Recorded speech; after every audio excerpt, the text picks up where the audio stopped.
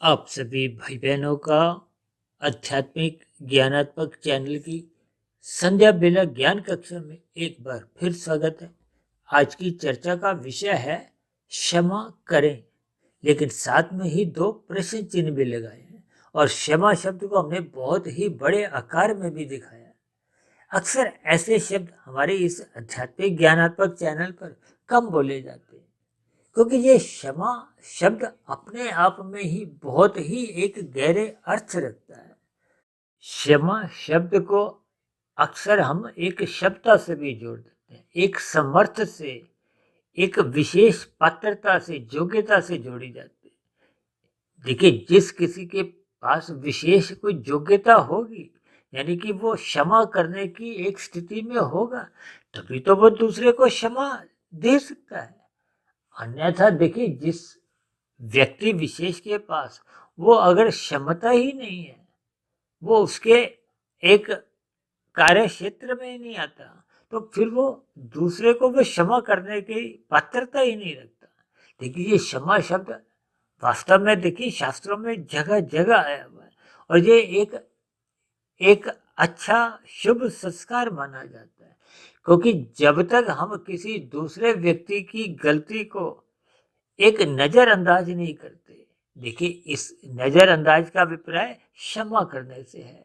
इसका ये भी अभिप्राय नहीं है कि हम सभी की गलतियों को क्षमा करते जाए। देखिए, जब कोई मनुष्य अपनी गलती का प्रायश्चित करता है, अपनी गलती पर एक क्षमा याचना मांगता है, तब ऐसी स्थिति विशेष में जिस मनुष्य के पास ऐसा समर्थ होता है कि वो उसकी गलती को नजरअंदाज कर दे, क्षमा कर दे, किस लिए? ताकि वो स्वयं अपने आप में एक क्षमतावान है, एक क्षमा दान की स्थिति में है। तभी तो उसके अपने स्वयं के व्यक्तित्व में एक विशेष संस्कार जगता है। अन्यथा यदि वो दूसरे के क्षमा मांगने पर भी, यानी जब दूसरा मनुष्य अपनी की गई गलती पर पश्चाताप में जल रहा है, तब ऐसी स्थिति विशेष में यदि हमारे पास ऐसा समर्थ है, तो फिर आपको हमें उस व्यक्ति विशेष को क्षमा कर देना चाहिए, क्योंकि जब तक हम उसको क्षमा नहीं करते, तो हमारे स्वयं के अंदर एक आध्यात्मिक स्थिति उत्पन्न नहीं होती। देखिए, जब हम दूसरे को क्षमा कर देते हैं, तो ये हमारी स्वयं की एक सहनशीलता का परिचय है। हमारे स्वयं में एक प्रसन्नता उत्पन्न होती है। अन्यथा यदि हम उस दूसरे मनुष्य को एक माफी नहीं देते, क्षमा दान नहीं देते, तो हमारे स्वयं के अंदर भी एक खिन्नता बनी रहती है और अपने आप में हमारे भीतर में एक अहंकार की प्रवृत्ति जगती है। ये सभी स्थितियां हमारे स्वयं के भी हितकारी नहीं है और दूसरे के भी देखिए हित में नहीं है, क्योंकि जब मनुष्य को क्षमा याचना नहीं मिलती, तो फिर ऐसी स्थिति विशेष में उसके जीवन में सुधार की स्थितियां उत्पन्न होने की गुंजाइश कम हो जाती है।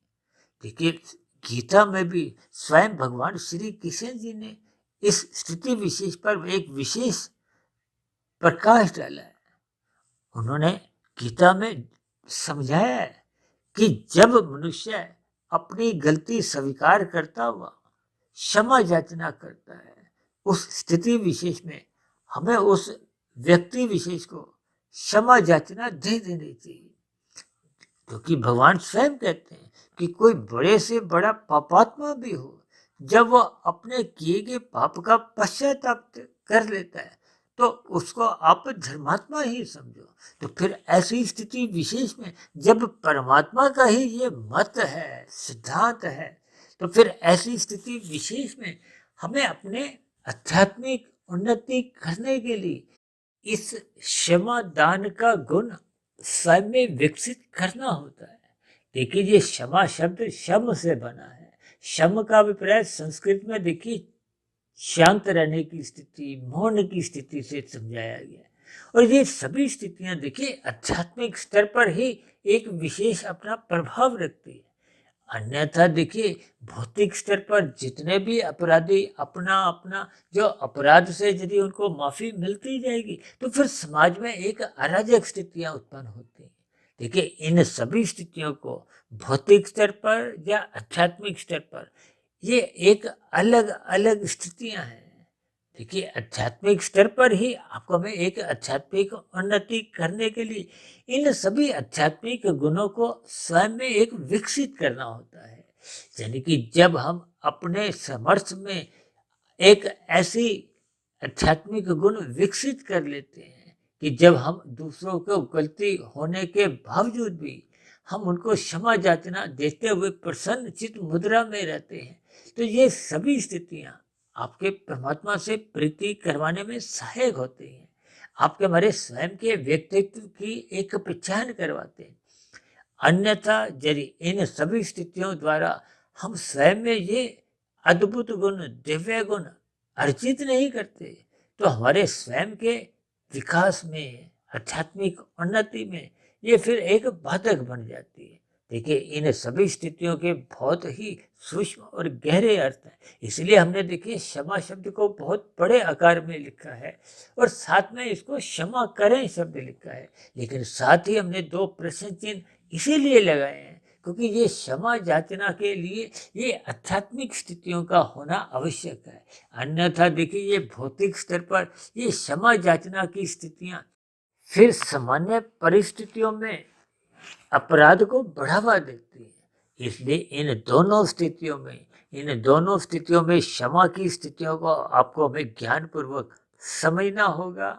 इसलिए मेरी आप सभी भाई बहनों से विनती है कि अपनी आध्यात्मिक उन्नति करने के लिए एक सामान्य स्तर पर इस क्षमा दान के गुण को आपको हमें विकसित करना चाहिए, ताकि हम सभी भाई बहनों की अपने व्यक्तिगत स्तर पर आध्यात्मिक उन्नति निरंतर आगे होती रहे। आपका हमारा कार्य शरीर में शुभ संस्कार बढ़ते जाए, हमारा मन बुद्धि के स्तर पर एक प्रसन्न चित्त मुद्राएं सहज ही आपके हमारे स्वभाव में आने लगे, ताकि स्थूल शरीर के स्तर पर भी आपके हमारे परोपकार के कार्य सहज ही निष्काम भाव से होने लगे।